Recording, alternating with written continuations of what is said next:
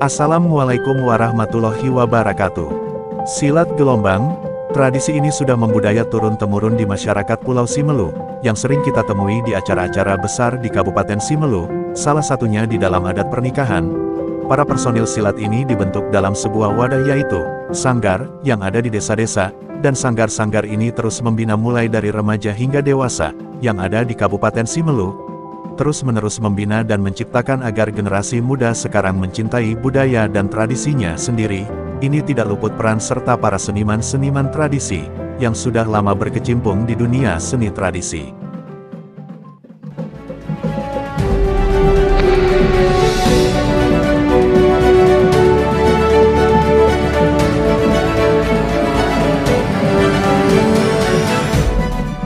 Dalam acara pernikahan, silat gelombang ini terbagi dua kelompok. Kelompok pertama keberpihakan dari mempelai wanita, dan kelompok kedua berpihak dari mempelai laki-laki. Keunikannya lagi, dalam dua kelompok tersebut, bertarung dan bergerak dari kejauhan, hingga berhadap-hadapan antara kelompok satu dan lainnya. Dan di antara dua sisi kelompok tersebut, ditengahi oleh seorang hukum adat, agar tidak terjadi saling pukul, hingga bersalam-salaman terjadilah persahabatan antar dua kelompok tersebut.